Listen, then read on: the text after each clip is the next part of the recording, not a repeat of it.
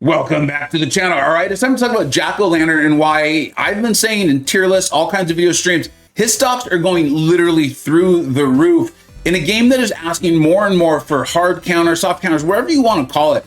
Definitely counters. Mutants have just been getting buffed. They've been coming out. Trust me, Jean Grey, which we will show. You want to be prepared. You want to be prepared for this girl. She's going to be a monster. I'm going to show you fights from the live server. I'm going to show you rank 4s, like my rank 3 against rank 4s, show you how phenomenal he is.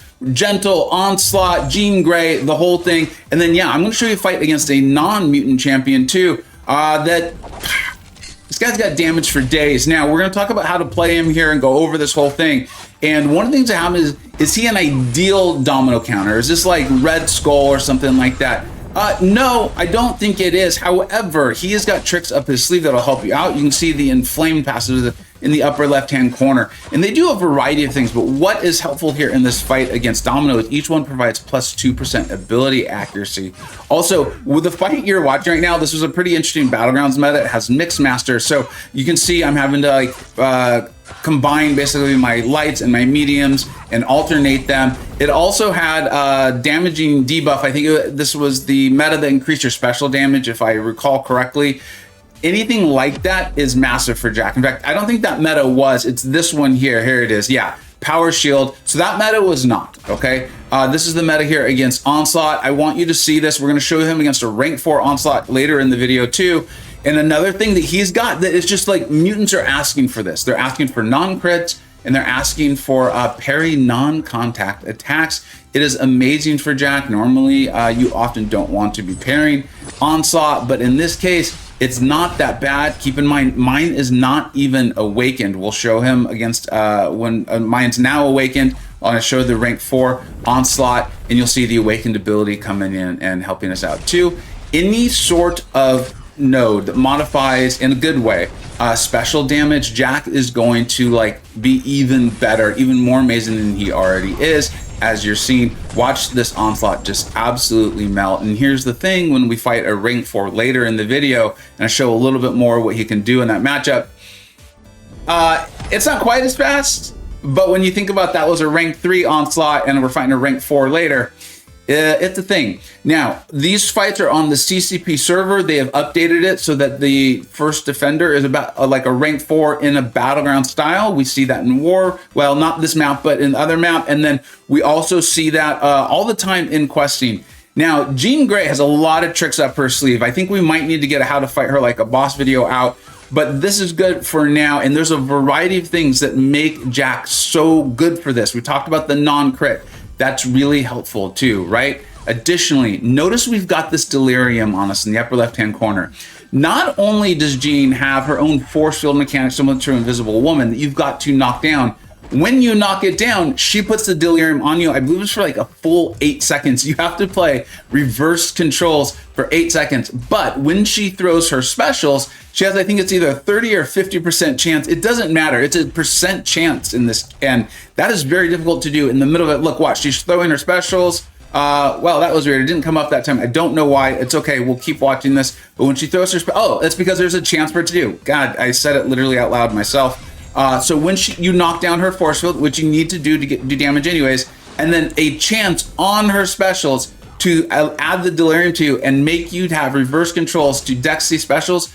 The specials aren't absurdly difficult to dex, but knowing that your champion is just immune to reverse controls simplifies the fight against Jean so much. Also, for those of you who are going to go out and take a fight against Jean, she's a tanky gal. She has a really large health pool. The same health pool is actually Onslaught. So you're working through the force field mechanic and also her health pool. She's going to be a really good dual threat in Battlegrounds, good defender, that sort of thing. I think it's fair. But having a non-critting champion who can do good damage, who is also immune to reverse control is really helpful. Now, what I'm showing you here is, again, remember, this is a rank 4 Mr. Sinister, and there's a couple things I want you to see here. One is Jack can do it. One of the big concerns, right, against Mr. Sinister is, hey, I'm always concerned about any champ that's going to put a debuff on Mr. Sinister. Well, watch this. I'm going to be A-okay. I'm going to let him throw his special one here. At least that was my plan. Do I forget about my plan? Don't forget your own plan. Maybe I did. I am sorry. Yeah, shoot. Well, You guys are just going to have to trust me. I thought I put in a different version of this fight. Maybe it was earlier in the fight. When Jack blocks a special attack, the ability accuracy of damaging debuffs coming through, like it's so clearly tailored, so finely tailored, suffer a 100% reduced ability accuracy. So when Mr. Sinister throws whatever, the bleed, or for some reason he's quick enough, and he throws the poison and plasma that Jack puts off his SP2. If for some reason Sinister throws it, all you have to do is block. You don't even have to well time block. As long as you have one of your inflame passes up, which you get from just playing Jack, basically, right? That when you would crit, and then if you intercept, you pause them, you will have reduced 100% ability accuracy for Sinister's buffs, debuffs coming on you. So you're fine. You can just block them. I'll show you a later trick, though. Jack's got a little trick up his sleeve to make it, or to increase the likelihood that Sinister goes to a special 2. It's like Infuriate in this game where nothing is 100%. Now I'm showing you against Dust, right? One of the big bad defenders, so much physical resistance, very tanky. You've got to play around her Dust mechanic or she's going to go into the Sandstorm. Well, one of the ways to prevent her from going into the Sandstorm is to use Incinerates. And you're going to see this here. We're going to get, well, it's probably already happened. Here we go. So you just saw it fall off, right? We had it, it fell off. Jack has a plasma replacement for his Incinerate against mutant champions. You can see it right there. That removed the sand debuff on us, helping prevent Dust from ever getting 2-3. And if you play him well, the SB1 into the SB2, that was against a rank 4 Dust, the plasma is fine. Because I know Dust is poison immune, so there's the thought like, hey, this might not go fast enough.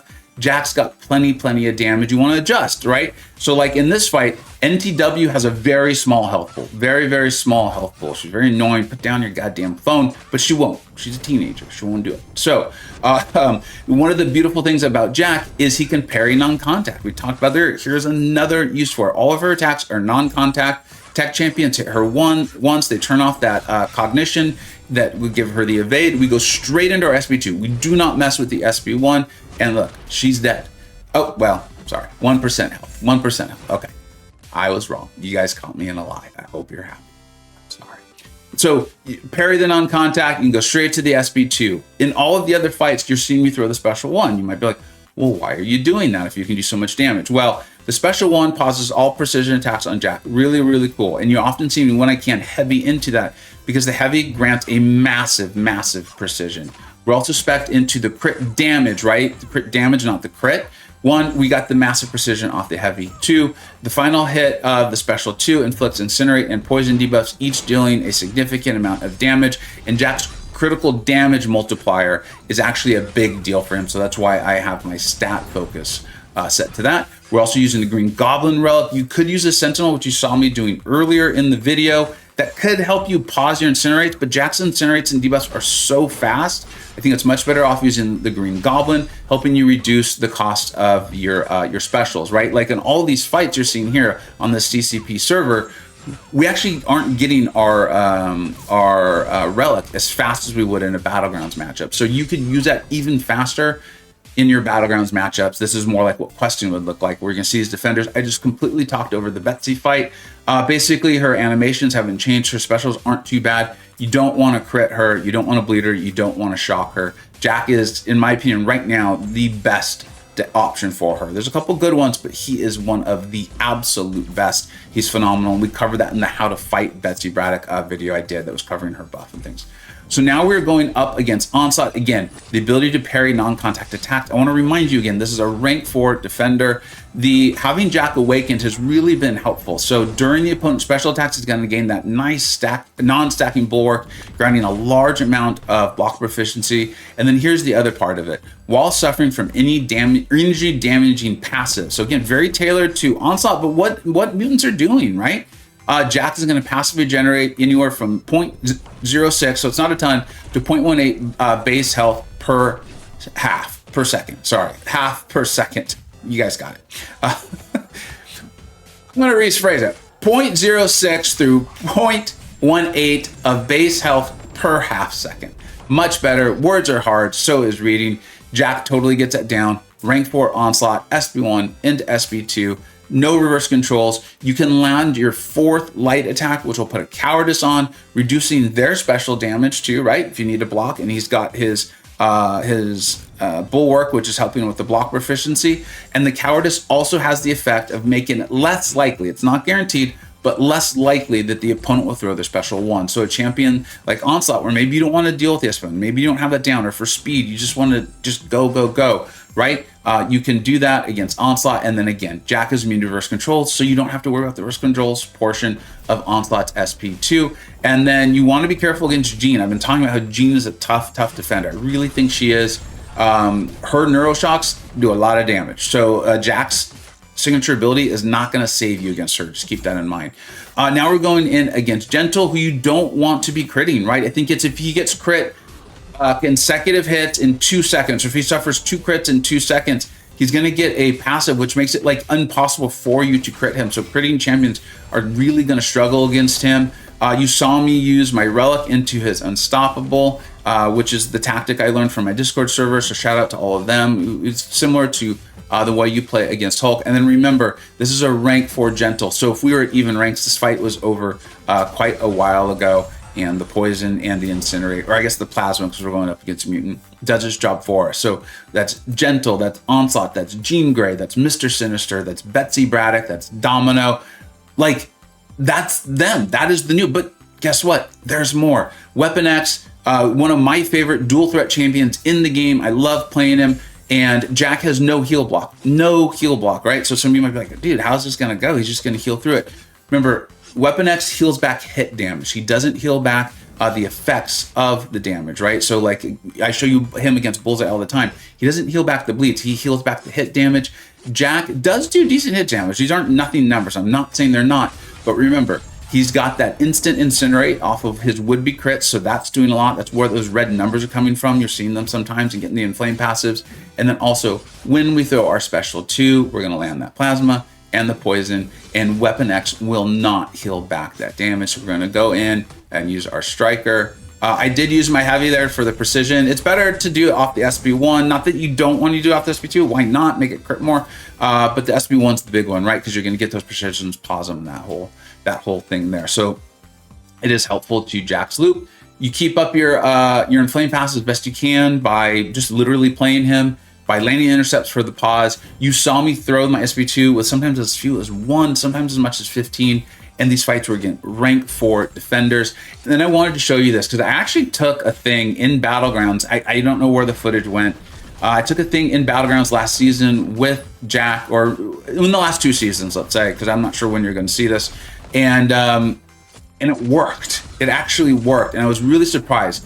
Jack obviously has no answer to things rock stacks. So you really got to play Thing. You got to know how to manipulate the rock stacks. But this is a big boy. This is a tanky boy. This is someone with the defensive mechanic you got to play around that can manipulate the fight, the speed of it all. And Jack has damage because the incinerate and the poison Thing is not immune to. So in my opinion, in fights where the defender is not immune to one of those debuffs, when they're not a mutant, you're okay. Jack has damage for days. Like, he's got so much of it, and he can get into it so incredibly quick. You can see we're at the 15 inflamed right now against a defender who really messes up tempo when you don't have like an ability accuracy counter or something like that. In fact, I think right here, this fight slows down significantly. I remember recording this. I did it last night. This is the game. You know, the game, there's still some generalists who are just so dominant they can go out of their class or things like that. But the game for years has continued to more and more move to similar to like a card game or something like that, with a lot of great gameplay and moving around mechanics too, where you need these answers in your Battlegrounds deck, or there's going to be a quest or story content or EOP style where you need the counters. You need the counters. And right now, Jack-o'-lantern stock, in my opinion, is at an all-time high. If Kabam puts out more mutants that are asking for non-crits and all the things he does, non-contact attacks, just the variety of damage sources he's got, he's the answer. He's the guy. Rank him up. Here's the one thing I will tell you. If you're a serious Battlegrounds player, you might not want to take him to rank 4. And you might see me pass up taking him to rank 4. And the reason is, if you're facing an opponent who's got these big bats, they've got Jean Grey and they've got Onslaught, right? They might see that rank 4 Jack and just the ban button right away. That's a strategy move that you're going to have to decide on your own. I think what I'm going to do is probably rank up some defenders, some dual threats first, and then rank up Jack because he doesn't have a ton of defensive ass. Rank 3 is more than enough to see me through story, through act, through EOP, through Wheel of Fate, or whatever Kabam is putting out. And then in Battlegrounds, I'll eventually take this monster up to rank 4. As usual, let me know what we think we got right. Let me know what we think we got wrong. Let me know, because I know a lot of you have been on Jack for a long time. I've always thought he was good, but this is an example of where Kabam makes a champion not better. They don't change their abilities, but they put out defenders and nodes that increase their value, and we will always reflect that for you. Thank you so much for watching. Take care.